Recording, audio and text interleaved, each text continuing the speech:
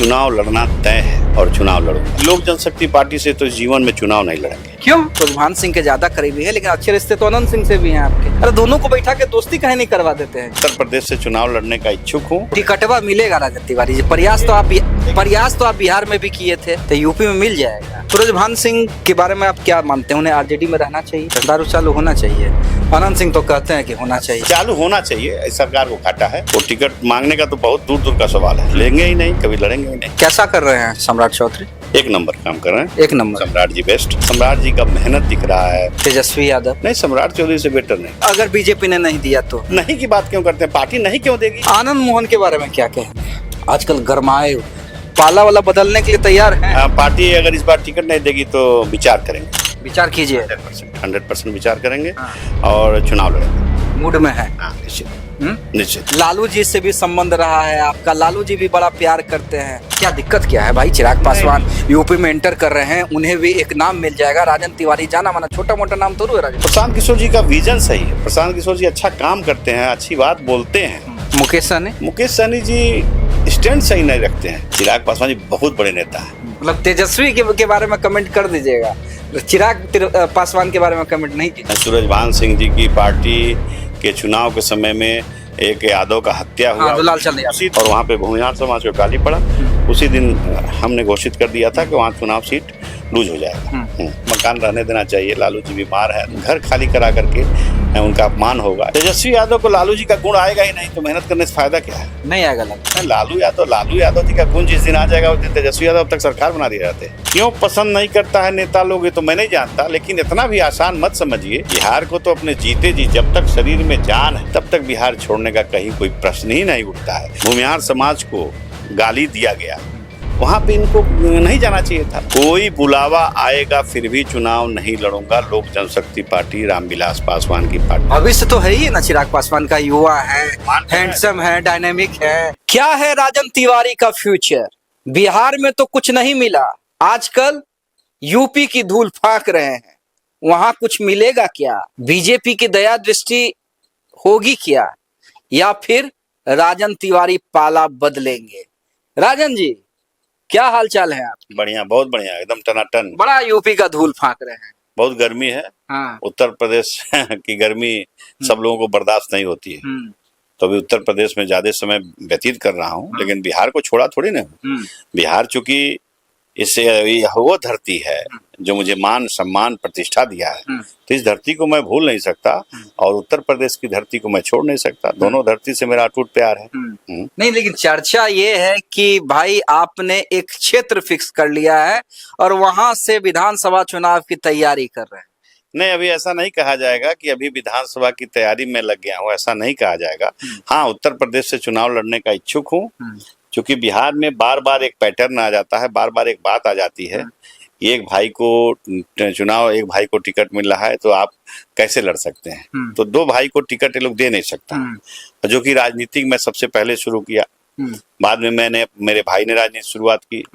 तो राजनीति तो मैं करता हूँ, तो चुनाव लड़ना है।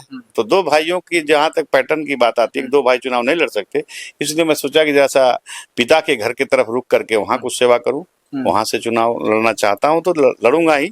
और वहां देख रहा हूं। मतलब क्षेत्र बांट लिया है। राजू तिवारी जी के लिए आपने बिहार छोड़ दिया है, खुद के लिए यूपी? बिहार छोड़े नहीं है मेरे भाई, ऐसा नहीं कहिए। बिहार को तो अपने जीते जी जब तक शरीर में जान है तब तक बिहार छोड़ने का कहीं कोई प्रश्न ही नहीं उठता है। लेकिन पिता के घर से भी विमुख नहीं हो सकता ना, वो भी मेरा जगह है। तो यूपी बिहार से मेरा दिली नाता है, आत्मीय नाता है, और दोनों को मेरे लिए वंदन और अभिनंदन, दोनों भूमि है, इसलिए दोनों भूमि को मैं छोड़। टिकटवा मिलेगा राजन तिवारी जी? प्रयास तो आप बिहार में भी किए थे। जैसा आप कह रहे हैं कि बिहार में बहाना लगा देता है कि दो भाई को कैसे मिलेगा, तो यूपी में मिल जाएगा। देखिए, मजबूत होना भी आजकल बहुत मजबूत, राजनीतिक में मजबूत और जनाधार वाला व्यक्ति होना भी बहुत गुनाह है। क्योंकि हम लोग समाज सेवा करते हैं, जनता का दुख दर्द बांटते हैं, और जनता का दुख दर्द बांटने के साथ साथ सबका बात और सबको सम्मान देने का काम करते हैं। तो क्यों पसंद नहीं करता है नेता लोग, ये तो मैं नहीं जानता, लेकिन इतना भी आसान मत समझिए कि इस बार तो कुछ अच्छा होगा और चुनाव लड़ना है और बहुत अच्छा होगा, बहुत ही अच्छा होगा, इसको आप समझ लीजिए। तो योगी बाबा का कृपा बरसेगा आप पे? अब महाराज जी हमारे जनपद के हैं तो उनका कृपा क्या है, उनका तो हमेशा हमारा बाबा गुरु गोरक्षनाथ का आशीर्वाद मुझे प्राप्त होते रहता है, तो हाँ आशीर्वाद लेने की क्या आवश्यकता है। वो तो पीठ हम लोग लिए पूजनीय है, सम्माननीय है। लेकिन आशीर्वादवा और टिकटवा में अंतर ना होता है। यहाँ भी आप सुनिए ना, बिहार में भी आपका कांटेक्ट कम तो है नहीं। हाँ भाई, आपके भाई एलजेपीआर में, आप खुद बीजेपी में, लालू जी से भी संबंध रहा है आपका, लालू जी भी बड़ा प्यार करते हैं, तो कॉन्टेक्टवा बिहार में नहीं ना काम आता था। देना माननीय मुख्यमंत्री जी के हाथ में नहीं रहता है। एक कमेटी रहती है और प्रदेश के जो संगठन प्रभारी रहते हैं, प्रदेश अध्यक्ष रहते हैं, इन समूह के समकक्ष अपनी बात रखी जाती है। टिकट का निर्णय एक कमेटी के द्वारा होता है। उस कमेटी को हमने इत्तला कर दिया है, उस कमेटी को बता दिया है। इसलिए इसमें ज्यादा घबराने की जरूरत नहीं है। हमको उम्मीद है कि इस बार हमको पार्टी नहीं घबरा ना हम रहे हैं ना आप घबरा रहे हैं, नहीं घबरा रहे हैं हमको नहीं पता। आपके जो समर्थक हैं, जो राजन तिवारी को चाहने वाले समर्थक हैं, सोशल मीडिया पे मैं देखते रहता हूं, शेर राजन तिवारी, हीरो राजन तिवारी, गरीबों का मसीहा राजन तिवारी, तो वो लोग चाहते हैं, वो लोग घबरा रहे हैं कि भाई राजन तिवारी फिर से पावर में आए। अगर संजोग और साहित्य अच्छा रहा, परिस्थितियां ठीक रही, तो चुनाव लड़ना तय है और चुनाव लड़ूंगा, इतना ही आप जान लीजिए। अच्छा, अगर बीजेपी ने नहीं दिया तो? अब नहीं दिया की बात कैसे कर लेते हैं? नहीं अगर भाई की बात क्यों करते हैं आप लोग? पहले तो पार्टी में है, पार्टी का सेवा कर रहे हैं 2019 से, तो उसका मेहनताना मांग रहे हैं। नहीं की बात क्यों करते हैं? पार्टी नहीं क्यों देगी? कि भाई राजन तिवारी को मेहनताना नहीं मिला तो पाला वाला बदलने के लिए तैयार है। पार्टी अगर इस बार टिकट नहीं देगी तो विचार करेंगे, विचार कीजिए। 100% विचार करेंगे और चुनाव लड़ेंगे। मूड में है? हाँ, निश्चित मूड में है। तो सामने वाले से बात हो गया है? नहीं अभी किसी से कहीं बात नहीं। पार्टी के खिलाफ न कभी मैं गया हूं, न कभी जाऊंगा आगे। अगर पार्टी नहीं देगी तो लास्ट ऑप्शन मेरे पास क्या रहेगा? चुनाव में 2019 से भारतीय जनता पार्टी का एकदम सच्चा सिपाही बन के उस पार्टी का हर जगह जाकर के प्रचार प्रसार कर रहा हूं। हर जगह जाकर के हर राज्यों में चुनाव उतर जाते हैं। इसलिए नहीं की बात तो नहीं अभी करनी चाहिए। शीर्ष नेतृत्व को बता दिया गया है, शीर्ष नेतृत्व इस पर विचार भी कर रहा है और मुझे उम्मीद है कि पार्टी हमको लड़ाएगी। अगर मान लीजिए बीजेपी थोड़ा इफ बट करती है तो आपके भाई वाली पार्टी तो एंट्री करिए रही। नहीं लोक जनशक्ति पार्टी से तो जीवन में चुनाव नहीं लड़ेंगे। क्यों? ना, संभव नहीं है। अरे आपके भाई प्रदेश अध्यक्ष हैं बिहार, प्रदेश अध्यक्ष हो या कुछ भी हो, मैं कभी राजू तिवारी से भी नहीं कहूंगा चुनाव लड़ने के लिए टिकट मांगने जाऊंगा, ना उनके राष्ट्रीय अध्यक्ष से मांगने जाऊंगा। ये संभव नहीं है, अब मेरे लिए संभव नहीं। क्या दिक्कत क्या है भाई? चिराग पासवान यूपी में एंटर कर रहे हैं, उन्हें भी एक नाम मिल जाएगा। राजन तिवारी जाना माना छोटा मोटा नाम तो है राजन। नहीं वो लोग 400 सब पूरे सीट पे वो लोग लड़ेंगे चुनाव, तो अच्छी बात है वो लोग लड़े। वो लोग सरकार उत्तर प्रदेश में अकेले लोक जनशक्ति पार्टी बना सकती है, लेकिन फिर भी चुनाव नहीं लड़ेंगे उनकी पार्टी से। वो टिकट मांगने का तो बहुत दूर का सवाल है, लेंगे ही नहीं, कभी लड़ेंगे ही नहीं। क्या दिक्कत है चिराग पासवान से? क्या दिक्कत? कोई दिक्कत नहीं है। बस उस पार्टी को, जिस पार्टी को हमने 2015 में हमने छोड़ दिया, फिर उस पार्टी से चुनाव लड़ने का कोई मतलब नहीं है। अगर मान लीजिए बुलावा आता है तो क्या दिक्कत है? कोई बुलावा आएगा तो चुनाव नहीं लड़ेंगे। अब इतना सुन लीजिए मेरे से, कोई बुलावा आएगा फिर भी चुनाव नहीं लड़ूंगा। लोक जनशक्ति पार्टी रामविलास पासवान की पार्टी। भविष्य तो है ही ना चिराग पासवान का, युवा है, हैंडसम है, डायनेमिक है, भीड़ जुटती है। भगवान करें चिराग पासवान का भविष्य उज्जवल हो। भगवान करें चिराग पासवान दिन दुगुना रात चौगुना तरक्की करें, उनकी पार्टी आगे बढ़े, मेरे भाई उसमें उनके साथ हैं, वो लोग सब लोग मिलकर के आगे बढ़े, पार्टी आगे बढ़े, बिहार का विकास हो। उससे मुझसे मतलब नहीं है, देश में उनकी पार्टी का नाम, उससे मुझसे मतलब नहीं है। मेरा मतलब यही है कि मैं उस पार्टी से चुनाव नहीं लड़ूंगा जिस पार्टी को बना करके बहुत आगे तक ले गया और 2015 में कुछ ऐसी बातें आई, कुछ ऐसे मन को ठेस लगे, उस समय पार्टी को मैं छोड़ा। उसके बाद उस पार्टी की तरफ रुख नहीं किया। हाँ, ये जरूर है कि चिराग पासवान जहां से कभी चुनाव लड़ते हैं, चाहे उनकी पार्टी के लोग कहीं से चुनाव लड़ते हैं, तो मैं प्रचार करता हूँ। ये जरूर है कि उनकी पार्टी के लिए प्रचार करता हूं, चाहे चिराग पासवान जी लोकसभा का चुनाव लड़े हों और चाहे वो विधानसभा में जितने प्रत्याशी उनके लड़े थे। कहीं जहां तो एक तरफा प्यार निभाइएगा। गठबंधन में थे तो चुनाव प्रचार करते हैं। हाँ। एनडीए गठबंधन में है तो चुनाव प्रचार करते हैं। तो मेहनत करते हैं ना, तो उन्हीं से मेहनत ना ले लीजिए। नहीं पार्टी में है ही नहीं है तो मेहनताना कहाँ से लेंगे, कहाँ संभव है। मैं भारतीय जनता पार्टी का सिपाही हूँ, मैं लोक जनशक्ति पार्टी का सिपाही थोड़ी ना हूँ कि लोक जनशक्ति पार्टी में जिसमें मेहनत है, जिसके लिए वोट मांगा एनडीए गठबंधन के नाते मांगा। अगर वो लोग एनडीए गठबंधन छोड़ के दूसरे गठबंधन में बढ़ते तो खिलाफ प्रचार करते, तो खिलाफ प्रचार करेंगे। एनडीए गठबंधन को छोड़कर अगर चिराग पासवान जी दूसरे दल गठबंधन में रहते, महागठबंधन में रहते तो उनका खिलाफ करते। तो जाइएगा किधर, तो ऑप्शन तो फिर बचता है अखिलेश यादव। समय आने दीजिए ना, सबका एक ही साथ समय के साथ घोषणा करनी। नहीं, हम इसलिए पूछ रहे हैं क्योंकि आपके जो बड़े भाई की तरह हैं, दादा, दोस्त भी कह लीजिए, बड़े भाई कह लीजिए, सुख दुख के साथी कह लीजिए, तो वो भी गए थे आरजेडी। देख लिए ना रिजल्टवा का हुआ। नहीं, रिजल्टवा सूरजभान सिंह जी, रिजल्टवा तो उनका तभी हम घोषणा कर दिए थे जिसमें सूरजभान सिंह जी की पार्टी के चुनाव के समय में एक यादव का हत्या हुआ। उसी दिन मैंने डिसाइड किया, उसी दिन हम भविष्यवाणी कर दिए थे कि अब ये सीट इनके हाथ से चला गया। चूंकि उस नहीं तो जीत जाते हैं। नहीं, जीतना हारना अपनी जगह है। उसके घटना के में इन लोगों को जाना नहीं चाहिए था, जहाँ पे खुलेआम भूमिहार समाज को गाली दिया गया, वहां पे इनको नहीं जाना चाहिए था। ये चुनाव लड़ रहे थे राष्ट्रीय जनता दल से, अब वो प्रचार कर रहा था जो जनसुराज हुई थी, वो जनसुराज का प्रचार कर रहा था। तो इसको उनको वहां जाने का कोई तुक नहीं था, इनके पत्नी को जाने का, प्रत्याशी को जाने का कोई तुक नहीं था।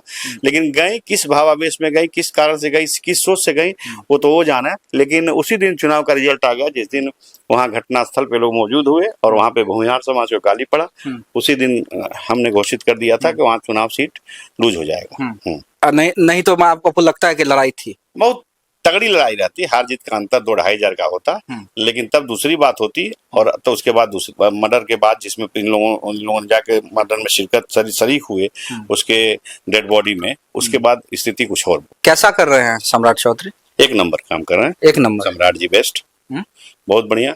नीतीश कुमार जी से बढ़ चढ़ के उनसे आगे जाकर के काम कर रहे हैं, हर चीज में इनका एक्शन दिख रहा है। मतलब सही बोल रहे हैं, प्रेम से बोल रहे हैं कि क्या?